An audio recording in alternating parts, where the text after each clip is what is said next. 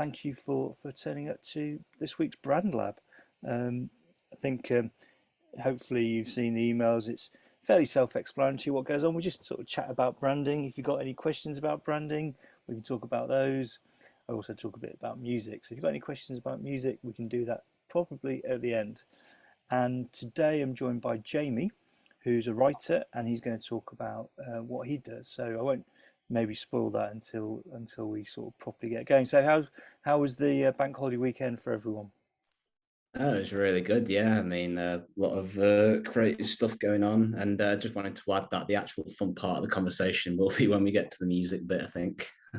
Excellent. Yeah. So that's no, thanks for the confidence in what you're going to talk about. So Yeah, just skip right ahead. No, it it's will be fun, but yeah, I do love music conversations as well. excellent. So did anyone go away? Did everyone sort of stay at home? Everyone sort of knuckles down. I was in Berlin last week, which was good. That's very exotic. Yeah. Was that a clubbing weekend? Oh, totally. That's all I was doing all weekend, just clubbing. No, it was um actually I'll tell you want the story now, don't you? Yeah, I want to know. I'll tell you at the end. Otherwise we won't you won't get onto everything. So just give it another couple of minutes. So has anyone been to Berlin? No. It's always been Yes, on the bucket list. yes, Yeah. quite And a what few years ago. so Yeah. beyond clubbing, Susanna, what are the activities that Well, very cultural. I mean, cultural? especially the East. You know, the East had all the best. Well, not all, but most of the best bits. And but of course, they had all the depressing buildings that they could never afford to renovate. Yeah. I But mean, it was changing hugely. I mean, it was a long time ago, at least 20 years ago. yeah, I went about 10 years, 10 or 12 years ago. So I haven't Mm. been for a while. I stayed in what's called Berlin House as part of the Soho House Group, which is in one of those big old buildings that I think was actually used. It was a department store. Then it was taken over by the Hitler Youth as a training school for them, and eventually some sort of archive place before the Soho House Group bought it and turned it into sort of a cool, trendy hotel. That's Mm. What's house group? fun. What's house group? What's what house group? Yeah. Oh, Soho House. It's a sort of global chain of members clubs, bars, restaurants, and things like that. They've got a few in London, but mainly in the cities around. Okay. Sort of one in three in New York, Paris, Berlin, Mumbai, those sort of places. It was originally, I guess, more for the creative industries, but yeah, it's just sort of a private members bar, but you are allowed into the hotels and things like that. Cool. And I have been a member for many years actually, so that's sort of tends to be where I hang out. So right, so I'm just going to pull up a presentation and then we'll get going because we're all so excited to know how exciting Jamie's little chat is going to be about philosophy. I don't know if there's any philosophers in the room. Anyone would claim to be a Oh, there philosopher? we go. Yeah, we've got I one did. more. Well, many years ago at university, yes, it was. If you know the now notorious Oxford degree PPE, Yes. one of the P's is philosophy, and I loved it actually. I really loved it. I say notorious because I think it's simply appalling that our politicians are drawn from such an incredibly narrow source as one particular degree at Oxford. There's a Well, huge number of them are. yeah, and without getting political, that was going to be the thing I was going to say is that it's sort of a strange gene pool of people that have come through that and opted to attempt to lead our country. But Yes. maybe Thank you. Never, maybe they didn't really focus on any of did they well, do? yes, there was a paper I did called Modern British Government, which was Wow. very informative, but it doesn't necessarily mean to say that you're the right person to do it. Well, I think it's this time next week we've got our new Prime Minister to look forward to. So let's think about more pleasant things then Yes, before yes. that. So I'm just going to do the introduction, and hopefully you can see my screen. So welcome to Brand Lab. You can all see that. So this is a monthly thing. We had a month off in the summer, and just really talk about anything brand related.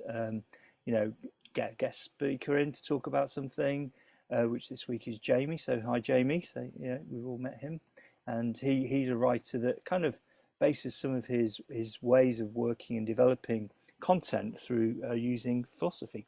So we're going to have a little chat with him. I'll also kind of look at something that I spotted in the news recently about branding, which I thought might be interesting. And then also I'll talk about records, because I love records and I'm very passionate about that. So I think when I think about branding, and you think about the world of branding, it is quite a complicated world. And my aim is really to try and demystify what's going on. You know, I've worked in branding for 25 plus years, and there's still new stuff that gets thrown at me and go, well, what are you talking about? And kind of really start trying to sort of make it easier for people to understand, demystify that process, because I genuinely believe that, you know, brand owners, people that are working with brands, like most people here, you know, can help people get the answers out of them. They have the answers. We can actually facilitate that. We're not making stuff out of thin air, but we are using our creative intelligence to make leaps. But it's the way that we get those answers from people, and, you know, create that clarity for their audiences, so that people understand and can connect with their brand a little bit more. Now, I sort of have done lots of things in the past, from the really big to, you know, some of the sort of smaller, more recent projects that I've worked with coaches. And, you know, there's always been that sort of glue that's kept things together, in terms of whether it's sort of looking at brand strategy, looking at visual identity, which is Ford was just a logo project, and it sounds, yeah, it's a £1 million logo project, but it was just a logo project. But or actually kind of with someone like Radio Player, understanding much more about how they were trying to attract global audiences to different digital platforms. So I've done a full range of type of stuff, and I kind of, you know, look back on everything, and I've got a sort of philosophy around for my own philosophy around what a brand is, which is all around having that kind of emotional connection. So all these things are great brands, but I choose the Guardian over the Telegraph. I read that every day. I would go to Costa and walk past Starbucks, because I believe that they're offering me the level of product and service that means that I've made the right choice. And it doesn't mean that sort of Starbucks is wrong in what it's doing. It's just that Costa hot chocolate is a lot better product than you would get at Starbucks, in my opinion. Maybe we'll be using "in my opinion" quite a bit in this conversation. But I hope that you wouldn't be choosing the Guardian over the Telegraph just because of the masthead. Because of the masthead, yeah. No, it's purely because of the yeah. No, it's yeah. So I think you raise a good point there, Paul. I mean, some things are very important in the way they look and feel. So actually, Apple, a lot of people will probably choose an Apple product because of its aesthetics. Whereas, you know, with the Guardian and Telegraph, I genuinely believe that it's got better content that suits me. Now, people that read the Telegraph believe that it's got better content for them. I think it's a well-designed paper. I've got a down here. I think is it whilst we're talking about it. What was interesting is when the Guardian sort of changed. You know, we mentioned Berlin at the start of this meeting, but they used to have what was called the Berliner format. It was the Guardian sort of classic kind of, here you go, this is the last issue of the Guardian as a Berliner format. Actually, I'll just stop the share there for a minute. And I think it raises a good point. So that was the last version of the Berliner format. And I went to it was a customer research thing, where they were asking loyal Guardian readers what they thought about the Guardian and the design, and they put out loads of options for the new designs that were coming up. And I think without shadow of a doubt, the group that I was in, mainly middle-aged men, all said, whatever you do, don't change the format, because we love the Berliner format. It's absolutely awesome, and, you know, it does everything that we need. You can, on your train, you can fold it. And so, not surprisingly, the first issue of the Guardian, when it came out, this was the first issue of the new format. The one thing that they changed was the format. And actually, I think what was interesting about that from a branding point of view is that they sort of done their research and listened to what we'd said, but then just carried on in their own path anyway, because they'd got probably some information from us about why we shouldn't change the format, what we liked about it, but actually that helped reinforce the reasons that they wanted to change the format. And actually, universally, what most people said about the Guardian, that the one thing that you can't do is change the writing. You can't change the people that are writing. You can't change the point of view. If you're going to mess around with typefaces and colours, ultimately it's not a problem for us. So we just let Mona in. So yeah. So the one thing they did was what the opposite of what the research said. So that's a little thing about research. Hi Mona, welcome. We're just sort of doing a little gentle introduction here. Sorry, the Wi-Fi was dead. But the Wi-Fi okay was now. dead. That's absolutely fine. It's all working now. And we're just talking about emotional connection that you have with brands. And I personally believe that Adidas. Well, put it this way: I don't really do a lot of exercise, so it'd be very weird for me to wear Nike trainers, I guess. And actually, the whole thing is that you have to link your vision, business idea, your vision for your business, into all the applications and things like that. And I do this through get the insight, like we're talking about the Guardian, then telling a more compelling story, and then finally getting into the sort of two areas of engagement: verbal, naming, messaging, which I guess we'll talk to a little bit with Jamie as well, and then the visual identity, so creating the logos, typefaces, and then ultimately they can be applied to whatever channels and applications that you need, be it a website, as we might need as well. And I do this through a process which I call my brand donut, and it's a way of me organizing the way that I think about brands and the way that I get the information that I need to be able to tell a clearer story that's more unique, and then make the visuals more memorable. So I look at the vision, the position, which is all about the audience and competition, the offer, values, mission, and the brand core, the sort of jam that glues it together. And they're the things that really sort of help me to create brands and develop them. And so I'm going to leave it on this page for a second, because this is what we want to talk about today, is about having a signature process for how you actually develop brands and how important it can be. And I think what I found is that, so this is a model that I've probably used and developed over 20 odd years or so, and it sort of evolves a little bit, but it's basically been the brand donut that I've used for 20 plus years. And it's my, if you like, sort of signature process for doing this. But actually anyone can have a signature process, and I think it's good that if you can find what your signature process is, then you can sort of help people understand more. So today I've joined by Jamie. So he's my brand guest today. Welcome, Jamie. I'm going to introduce yourself, but I'll just say a little bit. So Jamie, he's a copywriter and also a philosophy geek. So yes, these pictures might look a bit similar, but one of them is from Manchester and one is from Citium. And I met Jamie a couple of times in various sorts of meetings, and really liked the approach and how, through understanding philosophy and understanding how people think, to really get inside their values. He has a similar sort of he has a different process, which he calls his brand circles of care. And I think it's fascinating that it's just a different thing. It's not a donut like mine. It's just a whole bunch of round concentric circles. So welcome to Brand Lab, Jamie. Do you want to introduce yourself and tell everyone a little bit about you?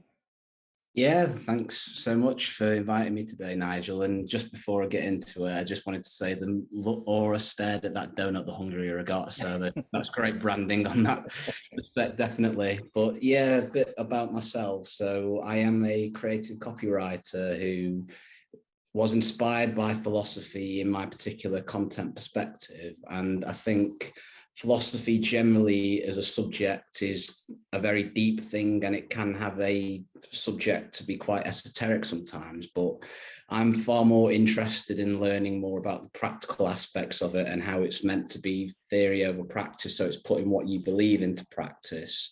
And that is the base of what philosophy is to me and what it means in a copywriting perspective as well, because every business has a set of values or principles that they want to share with the world. And my personal belief is that copywriting and content marketing is a key aspect of that. And particularly around trying to build frameworks and processes to actually dive deep into values and how that is approached. I think from any business or any marketer, I think having some kind of process or framework can make you stand out and can make you seem more, of an expert to your clients as well. Mm-hmm. When I mentioned the brand circles of care, to me, that is inspired by a concept from philosophy, actually, called the circles of concern, where basically it was started by a guy called Hierocles, who wanted to create this framework to connect himself to people in his community and to try to feel more appropriately about the world. And essentially what that comes down to is you'll have your mind, yourself, you as a person, what you believe. Then another circle might be your friends or your family, and the next circle over might be the world, or it might be slightly different. But the point is that core circle of you is about bringing those other circles as close to you as possible, so you can be more aware or look at how to deal with situations more appropriately. And there is a certain mental health aspect to that that really resonates with me, hence the forming of that particular framework in a business context. And when did you first get interested in philosophy? Did you do a PPE course, or were you just sort of a geeky kid that was sort of reading Greek history books or something? So I've always been a geek, that I'm proud to say that, but really philosophy, it's interesting that somebody studied philosophy in that room, and I never studied it classically. I was always interested in ancient history, but I only really got deep into it during the pandemic, because obviously there was a lot of things going on and a lot of us had to reframe certain things. And discovering philosophy, particularly Stoicism, was that way to galvanize me to learn more about it. And it's a rabbit hole that I've been digging ever since, really. And the more I go down it, the more it makes sense and the more it's easy to apply in my own life. Cool. And I'm not going to put Susanna on the spot. So could you explain what Stoicism is, Jamie, to everyone? Yeah, I love it. Because it's and maybe Susanna will mark you for. No. No. No. I welcome all feedback, but yeah, essentially, I had to actually learn the distinction about was little s Stoicism versus big S Stoicism, because prior to learning about it, to me, Stoicism was that character trait of just gritting your teeth and not talking about things. It was just getting on and not talking about your emotions. But when I learned about it, I realized it was the opposite. The philosophy of Stoicism teaches you to be active in the world. You have to take part in your communities. You've got to learn how to live things appropriately or regulate certain emotions, whether it's anxiety or anger or sadness, that kind of thing. And the thing about these kind of stories in antiquity, they always get changed. So I'm going to give you my version of it and we'll see how this goes. It's not about like it's correct or not, but this is essentially what it comes down to. So Stoicism was founded by a guy called Zeno of Citium in ancient Greece. And he was an Athenian he went to Athens. He was a merchant who was in a shipwreck. So he was quite successful, but literally lost everything overnight. And that was a huge thing that he had to get over. So he started stumbling around in the marketplace, trying to get over this, wandered into a bookstore, trying to make sense of things, picked up a book by a writer called Xenophon, who was writing about Socrates, his teacher. And as the story goes, he opened the book and whatever this book contained, it really resonated with him. And he looked up at the bookseller and said, "Mate, where can I find men, or where can I find people who can teach me these kind of things?" And as luck would have it, a philosopher by the name of Crates was walking by the bookstore at the time. The bookseller looked up and pointed to him and said, "That's the guy you're going to want to follow." And that is what Zeno did. He followed Crates over a number of years, learning from him and what he believed, until he was ready to go out into the world to apply what he'd learned. And he came to a place in the Athenian marketplace called the Stoa, or the Painted Porch, which was basically an open area where people could debate their ideas in public. And that is where the name of Stoicism comes from, that spot in the Athenian marketplace. And essentially what Zeno's philosophy was built on was the 4 key principles of justice, wisdom, self-control, and wisdom. So essentially it's preaching how to live in accordance with nature. Now that can mean a lot of things, but what I take that to mean is essentially you have to live in accordance with your human nature, the nature of people around you, and nature as a whole. So you can look at it from a sustainability aspect as well, but it's at its core, Stoicism is basically focusing on what you can control. And then once you look at that step, there are a lot of practical applications in the school that can work in a personal and a business standpoint as well. Cool. So is that one of the first examples of like a social following then? Him literally saying, "Oh, who's written this book? I'm going to follow you." Is that like a Yeah, like that's a original thumbs up and sort of getting on with it? And Stoicism is nothing to do with just like northern men not wearing jackets or anything. It's just much more about a point of view, which is I think is fascinating and a sort of in terms of when it comes to branding, why do you think that thinking about things philosophically will help people with their brand?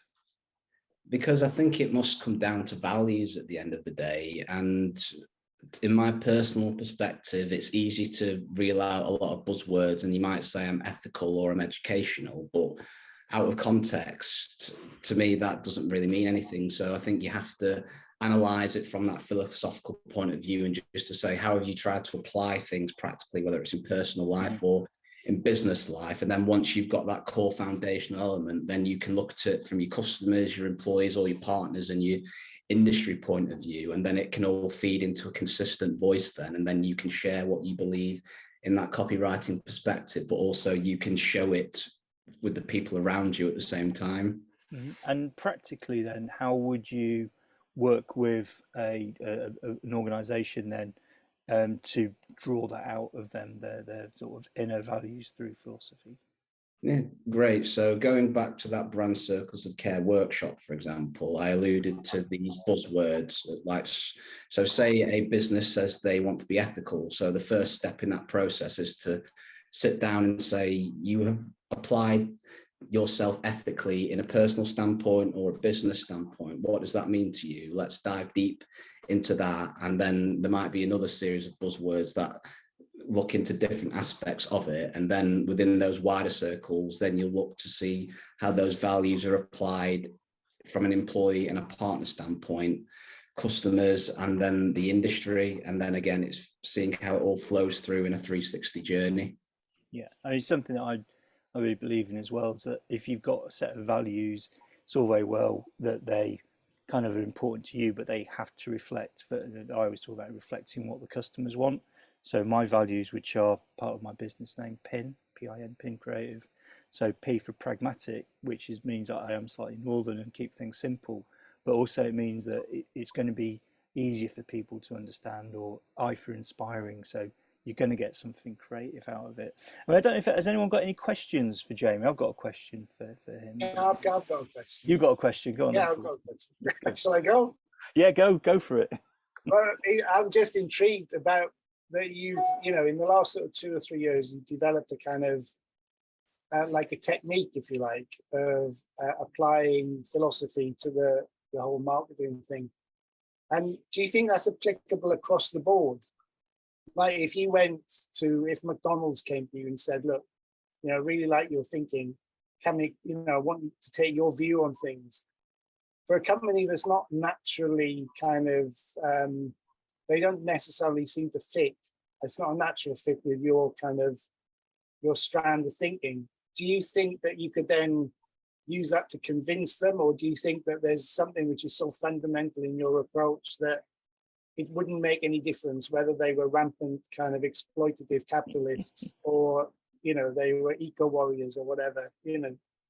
Oh, I do feel the makings of a philosophical debate coming on here, which is always great. But for the purpose of this call, we'll try and keep it short. But what I would say from that perspective is I think there are softer and there are harder approaches. So take, for example, a business who generally gets what philosophy is. It might be easier to lean into that stoic approach. But as you said, as like a big conglomerate, I think the message of every business has a philosophy that they want to share, and they want to try to look at things from either an ethical or an educational standpoint, whatever. I think it's that universal connectivity of saying that if you want to see how your values might be out of alignment, then let's do some kind of workshop that actually asks people in the business, whether it's on a top-down level or from like a lower level as well, because to me, in a mental health context, particularly for leadership in business, it must come from the top down, but you also need to see it from the middle and the bottom as well. So it all feeds into that 360 degree as well. But from it's kind of evangelical to some degree, that your approach is that you think that in given the opportunity, you can draw people into your kind of approach. And and then effectively they'll see the error of their ways. Do you think? I think that is more of a perspective, really. I'm not going to say that you should say you can do this because everybody's different, but I can try to hold up a mirror to a certain extent and say that these are the values that you said you want to live by, and this is something that you need to stick by, but obviously it will be up to that person to apply them. And to me, in that stoic lens, to me, that's the power of that, because these techniques within the school are simple to understand, but the hard work comes from doing it over and over. So I think what I found quite interesting there is that often when I'm doing the branding, values are very important. As I say, they've got to be relevant to the customer as well as to the organization. I focus a lot on mission. So you talk a lot about mission-led businesses as well, and how important it is, kind of how they do what it is that they do, that sort of methodologies and stuff. But what you're sort of saying, actually, sometimes the beliefs could be more important, and the way that they do it rather than just the how they do it might be an increasingly important differentiator as businesses go forward. Do you think that's maybe a shift? So maybe in the future, McDonald's might need to act more like like a B Corp business and behave in a different way to attract customers. So are you at the starting point of shifting that, do you think? That is one way to look at it, and it is interesting because obviously looking at McDonald's again, it's a huge corporation, but having people at any level who have the right beliefs or the right philosophy to inspire that in others and to try to lead, which is always going to be a hard thing versus action versus saying something. But I do believe, can't talk today, I do believe beliefs are the core of trying to shift your thinking, if that makes sense. Yeah, that's really interesting. If I could, I think it is the point, to Paul's point, you could take your workshop to nearly any organization, and just say, tell me what your values are. Let's list them. And then, okay, how is that played out day to day? How do you make that happen in your organization? Show me examples of where that has happened. And then identify the gap. Where does it match and where doesn't it match? Where is there somewhere where actually we're not acting that way, and how do we then? And I think for people, values can be quite woolly sometimes, and it's just like, oh, we're ethical, or we're generous, or we're sustainable. Well, actually, tell me how. And if we don't have enough of those, we need to make some more. No, that is a great point, and it's also sparked my thoughts about values being fluid as well, because everybody's always evolving, and what you said a year ago, you might believe something different. So I do believe it's always a constant journey of pursuit to constantly analyze what you say you're wanting to do, and then going back and say, right, are we aligned in this perspective? Could we try something here? And again, it's having the right people in that organization to lead that too. So do you think there's a cultural shift from which, like, your interest in this was kind of maybe subliminally kind of informed by like a change in the group as where we are as a country, and there's a shift from that kind of slightly patronizing, handed down, where the brands were kind of imposed upon people, and whereas now people feel, certainly to me, it feels like people want to be more engaged, certainly on an ethical level, but on a personal level, they want to have some kind of more intimate relationship with the people within that corporation as well, rather than, so that would tie in with the their values and their beliefs. You want to buy products from people or organizations who have similar belief systems to you. I think that's something that I feel within the wider community, but I just wonder what other people think.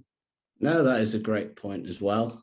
Sorry, I mean, Susanna might want to weigh in. Yeah. Well, I think it's great if all these companies were thinking about their values and everything, but people still go into McDonald's and buy rubbish and eat rubbish, and it's bad for them, and nothing seems to make any difference. Yeah, you take the tone right down. I'm sorry. Yeah, but I think you're right. Is that sort of, you look at like a global brand like that, they've got a hard job to really make big changes, because I think people will be quite skeptical of their motives behind it. But I also think that maybe with the best will in the world, even something like McDonald's didn't really predict what it was going to happen when it got to the size of what it is and the impact it's going to have. So it's got to be constantly evolving and changing those things. I think sometimes people probably want that change to happen bigger and faster, but they are kind of big organizations to change. Has anyone else got a question for Jamie? I've got one question actually that maybe just before we move on is, do you think that philosophy is sort of a creative subject, or do you think is creativity philosophical? Is there a balance between the two? No, another good question. I do believe creativity has a massive play in philosophy, because if you take Stoicism again as an example, what that philosophy has done is evolved over 2,000 years. So the modern interpretation of it is very different to what it was from Zeno's time. And looking at creativity as a subject alone, there is always going to be a personal set of values to that personal creative as well, because how they do something and how they do their work is entirely different to the next person. So it's that fluid element of just moving forward and pushing things. To me, I think there is a difference between knowledge and wisdom. That's very interesting to me. Knowledge is what you learn, but wisdom is how you apply it. And that is the root of philosophy in my very basic understanding of it. Brilliant. Mona agrees that philosophy is a creative subject. So thanks for sharing that. Obviously, put your details in the chat, or I think I've sent out your link, but you know, connect in, and yeah, would actually next I'm going to talk about brand news. So let me just share my screen. So each week I try each week I try and find something that's sort of I've seen in the news that has intrigued me about branding. It's quite interesting talking about, you know, those big global businesses. And you may have seen this week. You say copyright on screen now. I always need to check that it's sort of turning over. And you may have seen this about how UK teachers created this product called Word Windows, which is a literacy tool, and has got into trouble with Microsoft over a trademark dispute. You know, so you've got $300 billion business, and someone who's just trying to teach kids to be better readers. And I think if you think about it, she's called it sort of Word Windows, and straight away there's a bit of an issue, isn't there? Because Microsoft are known for Word, which is an application, Windows, which is a operating system. They don't actually have a product called Microsoft Word Windows, but because of the close association, it's very difficult for this to happen. Now, I do feel a bit for her. So she created this, I think it's a really clever little product. It basically puts a window over words, so it's easier to read. So you can sort of see someone, you can change the width of the, it's just, you know, it's literally a piece of plastic. It probably costs not a lot to manufacture. I think she's probably spent quite a lot of time developing it, got it ready to launch. And as soon as she's gone into marketing, Microsoft have said you've got to cease and desist. So she's produced all her product, she's got all her marketing ready, and now she has to basically stop it and come up with a new name. But for me, it sort of raised that point in that when you're sort of doing this sort of naming things, you do have to be a bit careful. I don't want to be critical of her at all, but I would have said that Word Windows or Windows Word would probably never get through any sort of trademark search. It's kind of fine if you want to do something under the radar, but this is clearly a product that could be quite valuable and important. I just wondered if other people had any sort of views around kind of how the big guys and the little guys get over these sort of issues. Any thoughts around that from anyone? Well, I would have thought if you were up against Microsoft, you're on a hiding to nothing. But it is. I don't know how. Well, sorry, I'll start again. I have a problem with a chap called Tony Buzan, you may know, who likes to think that he invented mind maps and he trademarked them, which is absolutely ridiculous, because mind maps as a principle has been around for hundreds, if not thousands of years. And, you know, he puts a little TM, and that you as a single, you know, entity, a small business or whatever, you're really quite worried about getting into any kind of patent trademark dispute. Yeah. yeah, my hunch with trademarking mind maps is that it's not possible.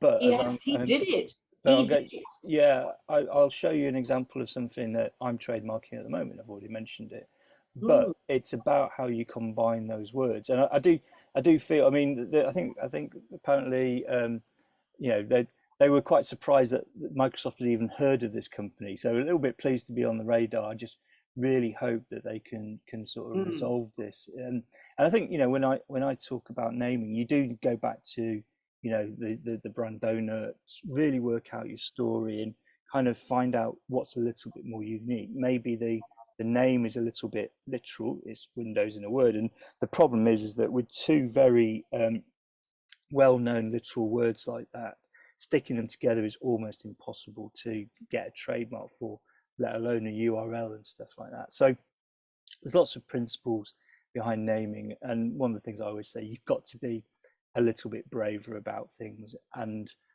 allow things to become more readily accepted. First time you see things are a bit weird, but actually in time the unusual becomes accepted and the usual gets quite forgotten. So I'm hoping that someone will work with this person and create an actually fantastic name that will actually be more meaningful, more memorable than Word Windows or Windows Word, which I keep forgetting.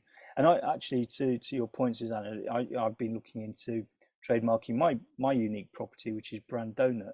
Now, actually, that I'm not trademarking donut. I'm not trademarking the word brand because that would be impossible. But I can trademark brand donut because it's the way that those two words are used together, which is quite unique. Because if I would have said brand model or brand, you know, brand philosophy, maybe even, it would be harder to get a trademark for. But because no one's really stuck the word donut next to the word brand, it becomes more unique. I've got all ownership of everything, including American spellings, apart from the .com, which someone's sitting on. And I think all I wanted to sort of say was that it's really important when coming up with names that you do that research. You do, you know, you can't go near some of the big people because they will find you, and they are certainly always. Microsoft will have searches on anything that has the word window in it. Now it won't always get that as an ownership thing, but if it's got the word window and the word word in it, they're going to go down on you. So be careful of that sort of thing. So anyone got any questions about copyright, trademarking, trying to have ownership or anything? What do you see as the benefit? You know, say you know you get your trademark and it all goes through and you've got your trademark brand donut and you know you've got your domain names and things. Do you think what does it give you a marketing advantage, or you know? Ultimately, yes, it would do, because you become more known for that thing, and that becomes the memorable thing. That's the reason that you protect your trademark. And the main reason that, and again with trademarking stuff, you don't need to put the TM on it, but if you've gone through the TM to that, TM is just the starting point. That doesn't mean much really. And if you get the Circle R mark, the registered mark, then it means that no one else can use, in this case, the word brand donut to talk about branding in that kind of way, which actually is quite useful if you're developing a signature product or service. So back to Jamie with his Stoic philosophy kind of approach, there's probably a name there that he may want to protect, because actually it's a bit of intellectual property, and the hardest thing for us to do as creatives is actually define a bit of intellectual property that no one else can touch, that's kind of unique to you. But it takes time to develop that, really. And on that point, Nigel, I find it very interesting from that creative trademarking process as well. So I wonder if you could talk to how that process is going for you and how close you are to actually getting it completed. So with that, I've done what would be called the initial searches. Just with all this sort of stuff, you need to know whether it's going to be worth doing before you start doing it. So they would do like a very sort of quick search on, you know, is anyone else using? And this is where the word Windows went down, because actually any sort of quick search would have said, well, Windows and Word are quite aligned. So they've done that bit, and now it's about actually you then file it, you put forward a case for why you should have trademark of that, and it can take a while, and then you can be appointed the Circle R. There's a couple of things that are reasonably important along the way, is to have some sort of ownership and be using it. Don't be afraid. Don't keep it as a secret and go, oh, I'm thinking about bringing out Brand Donut. I mean, I've been using it for 20 years almost, but it's like, just use it, because the more you're using it, the more evidence it is that you have ownership of it. A few things, practical tips. If you're thinking of something, make sure you've got something invoiced against it that has that on the invoice. It says using my Brand Donut, because that shows that someone has brought those goods and services. And the main thing that they're looking for is to avoid confusion with other people's products and services. So if there's an area of doubt, then you won't get the trademark. Word Windows, and if you looked at the Microsoft thing, it didn't look like they had a trademark on the word Word actually, but they've got the trademark on Microsoft because it's a more unique conjoined name. Now, well, I'm doing a large American thing at the moment where we're creating products and we're trademarking, I won't say it, the first two parts of it, which are more unique, but one word in isolation can't be trademarked. So we're trademarking the first half of the name, if you like, and then the rest is a descriptive thing. So we have ownership of that part. So Microsoft Word, for as sake of an argument, would probably be trademarked. Microsoft is, Word isn't. But the thing is with the naming, because Microsoft is trademarked and registered R, you don't need to worry what comes after it, because everything is implied under the existing trademark for Microsoft. But it's hard to get that first bit purely registered. I could talk all day about trademarking and circular art things. When you get it, if this all goes through and you get your trademark, you get your little R, are you going to change your website and no longer be PIN? You're going to be Brand Donut? No, I probably won't. I mean, the thing I always recommend anyone who's bringing out or has a sort of product or service is probably register the domain to stop other people taking it, because it just adds a bit. I mean, I've got those websites. I haven't got anything on them. I could have them forwarding to Pin Creative, but yeah, that's probably the thing to do, is register the domains in the countries. But it's an expensive business if you start to try and protect everything in every country. I've got a slight confusion because donut is spelled differently in America, but I'm going to spell it the way that I spell it because that's what we eat. And actually, theoretically, someone in the States could bring out Brand Donut spelt the American way, but I'd probably have a case to say, actually, you're just being American and can you please cease and desist. But I've not got that far yet. It's intriguing. Yeah, cool. So has anyone got any more questions about branding before I move on to the main reason that people are here to talk about music? So I've always talked about music, and it's not because records are round like donuts at all. It's nothing to do with an obsession with things with circles and holes in the middle. But as you can see, many have met me before, but I bought records since I was 10 years old and always sort of at work, sort of been recommending music. So last weekend I went to Berlin, as all mentioned, big sort of clubbing sort of scene. What was interesting is Berlin House, where I was staying. They don't have a late license. They can't do music after 10 p.m. because they've got neighbours. Now, in Berlin, there's this big club called Barhain, and it's sort of notoriously hard to get into. It doesn't open till 23:59, 1 minute to midnight. And they're saying, if you're trying to get in as someone like me, middle-aged white man, you won't get in till probably brunch, lunchtime the next day. They probably won't let you in until then. And it goes on for 24 hours, but we didn't even bother going to that. But in Soho House, they had a 90s vinyl night. And it started at 4 o'clock in the afternoon because they had to get the music on. And it was quite weird because people were dancing and having a good time at 4 o'clock. But I think this was either the pre-party to going out at midnight or the post-party having been out all day the day before. And one of the records they were playing was quite a lot of 90s funk that was remixes of 70s and 80s stuff. So I bought one. They didn't play it, but this is a record. So Patrick Cowley, if you're familiar with any of the Manchester music scene, well, he's from where's he from? He's from San Francisco, but he did a remix of "I Feel Loved on a Summer," Patrick Cowley remix. If you ever went to the Hacienda in the 90s, you would have probably heard it. 15 minutes of music, which is just mind-blowing. Anyway, this is a remix of one of his tracks by a chap called Alan Dixon, and it's called Get a Little, and it's very good. So it's like a sort of 80s, 70s, 80s disco track, slightly remixed for the 90s, but available now today if you go to Germany, because it's not available in the UK. I'm going to put a link in on that as well. So if anyone's got any more music recommendations, let me know. But that's the general vibe this week. So enjoy that. Let me just put that link in the. People, are you familiar with Patrick Cowley? I've never heard of him. No, okay.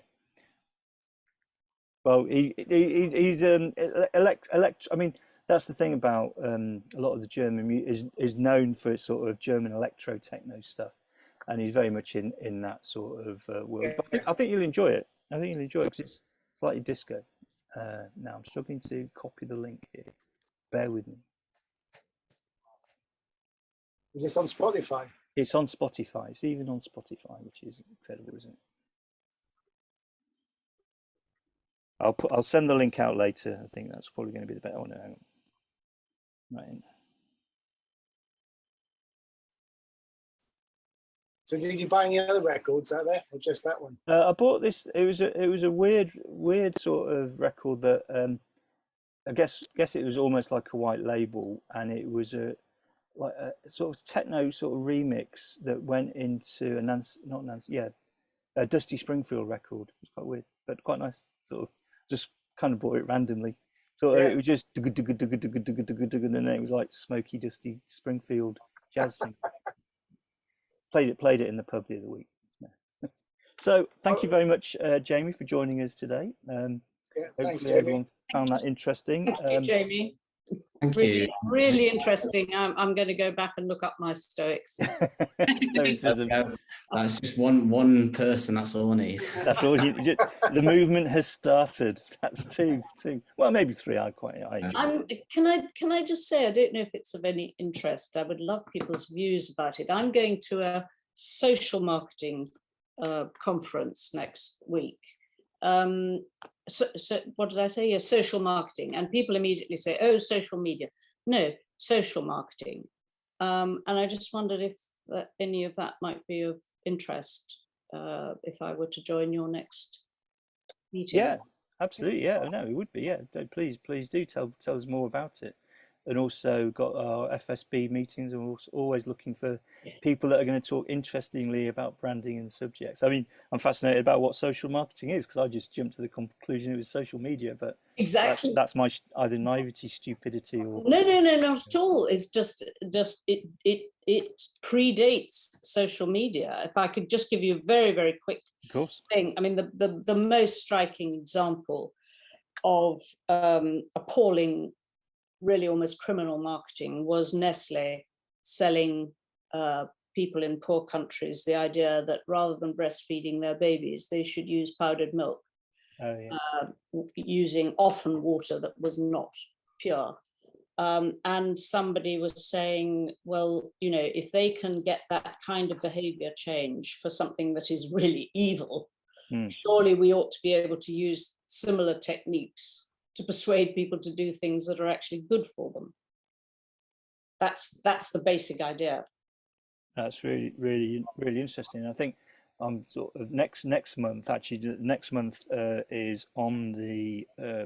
It's always the last week. It's the 27th of September, and I've got someone coming in to join me who is working more with kind of on brands that are doing good, you know, and that sort of notion. I think there's a lot of that people do want to see more good stuff happening than bad stuff. I feel it. I'm also working with a coach at the moment and trying to differentiate from the toxic masculinity and the negative side of men coaching men is really quite challenging. There's so much noise about it, and there's people who are doing a lot of good that are actually just getting suffocated by the small noise of the people that aren't doing the positive things. Yeah, a little rant at the end there. There you go. Well, it sounds interesting. Sales pitch for next time. Exactly. So thanks again, everyone. Thanks particularly Jamie, but thank you all for coming along. I'll send a link out, and you can re-watch this at your leisure, but more for the people that couldn't make it today. So thank you. Thanks again for thank you, Nigel. Thank you. See you next time. Thanks, Nigel. Bye-bye. Bye now. Bye. Thanks, Nigel and Jamie. Thanks.